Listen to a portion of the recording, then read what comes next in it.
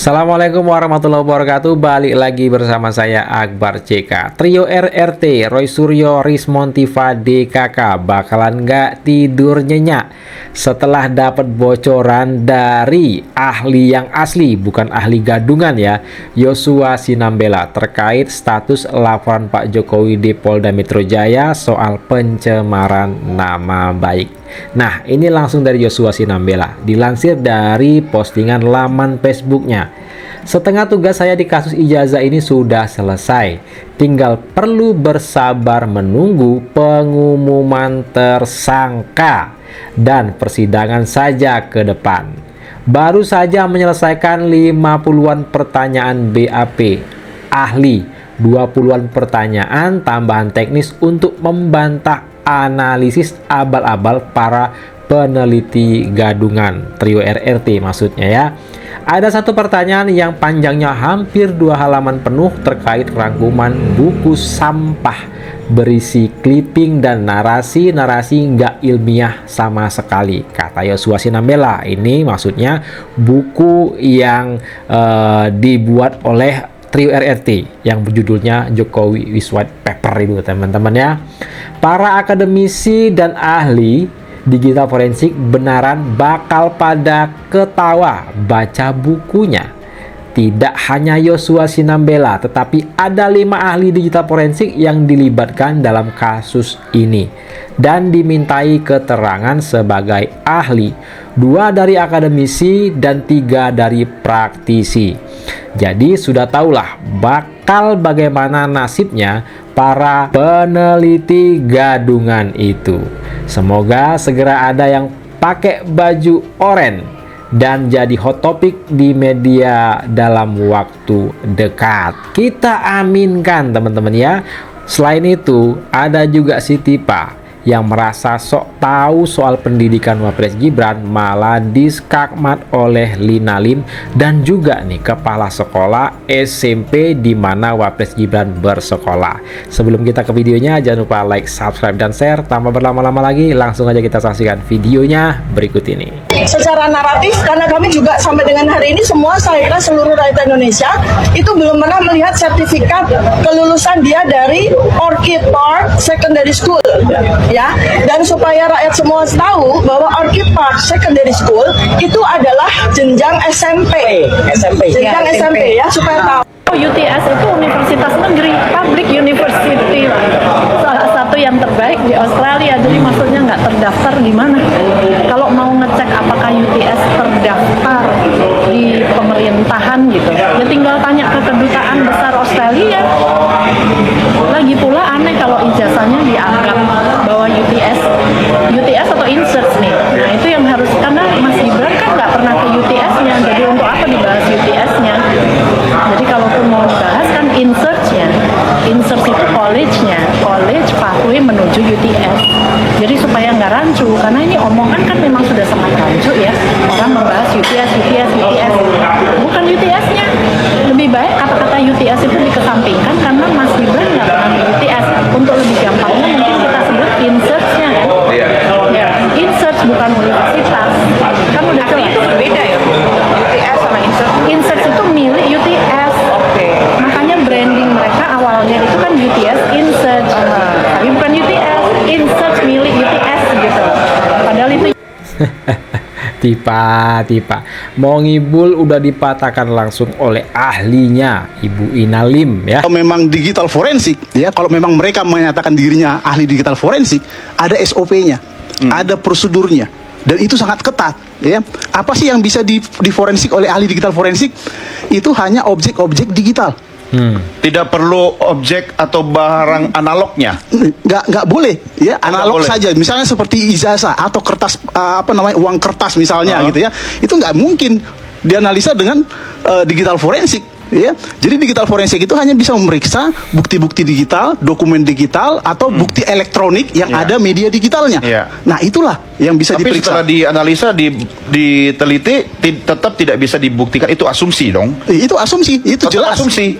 Maksudnya bagaimana? Setelah diteliti secara digital, ada hasil masih boleh dikatakan itu asumsi atau asumsi ya, karena itu bukan prosedur yang benar ya, karena ahli digital forensik dia tidak punya kemampuan untuk menganalisis ya dokumen-dokumen analog yang lahirnya secara analog ataupun fisik, karena ijazah ini kan lahirnya secara fisik. berarti artinya nanti hasilnya bisa berbeda dong antara digital dan analog. Ya pasti berbeda. Oke. Itu makanya temuan-temuan mereka itu tidak punya dasar sebenarnya. Tidak punya dasar sebetulnya yang dilakukan oleh trio RRT tersebut ya. Gitu ya. Ahli ITE polemik ijazah Pak Jokowi gelar perkara kemarin. Di luar Rismond bilang Joshua Sinambela itu ingin mengajari saya katanya gitu. Fakta yang sebenarnya itu seperti apa? Mereka mendatangkan kalau salah ada 4 ahli, Roy Suryo, Tifa sama Rismond. Ya, 4 ahli, kita pasal hukum 4, ahlinya cuma 1. Ketika mereka menjelaskan paparan mereka, kita diam aja dalam mati gitu ya. Tapi ketika kita menyampaikan sesuatu, mereka langsung potong. Saya ingin menjelaskan kualifikasi ahli digital forensik itu sebenarnya menjelaskan bahwa kualifikasi akademik harus seperti ini. Dia langsung seolah-olah menyerang pribadi mereka. Kita hanya mengedukasi, menjelaskan. Mau menjelaskannya itu langsung dipotong. Di situlah mungkin mereka merasa mengajari segala macam karena memang mereka bukan ahli digital forensik, ya kan? Jejaknya bukan digital forensik. Nggak ada. Apalagi metode yang mereka lakukan tidak sesuai prosedur digital forensik. Tidak sesuai prosedur. Nah, digital forensik yang benar itu harus menganalisis objek sumber aslinya. Kalau sumber aslinya analog, ya analognya. Dan itu juga harus dicari di mana yang aslinya. Oke Bang, ini kan yang mereka teliti ini kan dari medsos katanya dapat daripada Dian Sandi katanya. Apakah itu dari medsos itu bisa dikatakan original source? Tidak. Objek yang kita periksa ini adalah ijazah fisik atau analog. Iya. Berarti yang kita periksa harus analognya.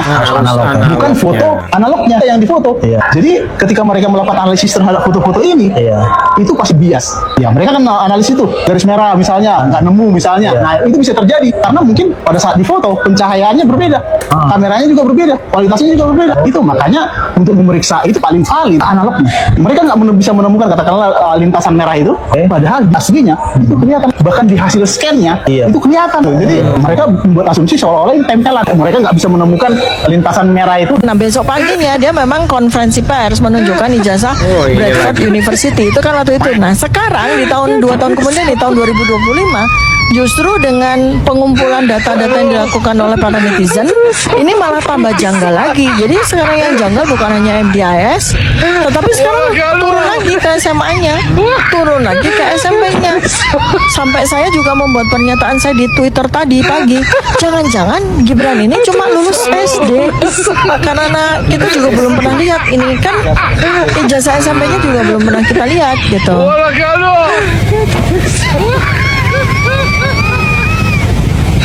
Ya, ini saya sampaikan bahwa Mas Gibran benar-benar siswa SMP Negeri 1 Kota Surakarta dan lulus dari SMP Negeri 1 Surakarta. Itu tidak benar. Itu tidak benar. Lulus, Mas Gibran lulus dari SMP 1. Anis. Bagaimana mungkin ya SMP-nya aja lulus? Nggak mungkin langsung ke SMP, nggak SD dulu. tipa aduh, udah diskak Madlina Lim, ini tambah lagi nih dibikin malu oleh kepala sekolah SMP Negeri 1 Wapres Gibran. Udah bilang tuh ya lulus Wapres Gibran SMP-nya. Ini khusus untuk masyarakat Sumut, karena saya, Bang Rismond dan Pak Janes adalah orang Sumut. Kita bagikan secara gratis 1000 piece edisi reguler Jokowi White Paper dengan caranya begini. Isi Google Form di bawah ini dan nanti kami akan undi dan bagikan di acara bedah buku. Pak Janes, udah banyak fansnya yang nungguin di Medan. Pak Janes duluan aja ya. Siap, kita bantah, kita bantai bukan hanya Jokowi aja, itu gubernur yang bermasalah juga. Gubernur yang sekarang tinggal di Medan itu ya, makanya Jokowi sering ke Medan. Betul. Pokoknya kamu yang di Medan, tunggu kedatangan kami dan isi Google Form ini segera. Kita meriahkan acara di Medan supaya kita lihat Medan itu bukan berisi termul saja seperti pikiran orang, tetapi banyak juga pejuang-pejuang akal waras di Medan. Kenapa Kapolda tidak tegas? Kenapa Kapolri tidak tegas? Halo, Bapak Listio Sigit Prabowo yang terganteng di dunia. Ya, Bapak kan polisi. Itu si betok Rismond itu udah menghina Pak Tito Karnavian. Udah menghina Pak Krisnamurti. Dikatain bajingan apa segala. Masa Bapak sebagai polisi bintangnya 4 begini takut sama Rismon, Pak. Listio Sigit Prabowo, Pak. Aduh, punya Kapolri kok begini amat memalukan, Pak. Hancur dah negara ini. Masa menangani kasus kucing dapur kayak si Rismon sama si Roy Panci nih, Listio Sigit Prabowo nggak bergerak-bergerak juga. Sampai negara ini hancur apa gimana? Mau negara ini hancur babak belur kayak Israel sama Palestina apa? Baru bergerak Listio Sigit Prabowo. Buat apa Bapak punya bintang 4, Pak? Malu-maluin, Pak. Malu-maluin Bapak itu, ya. Kapolri yang malu-malukan Bapak itu. Nah, Bapak udah dihina loh sama Rismon. Ya, Bapak Listio Sigit Prabowo itu udah dihina.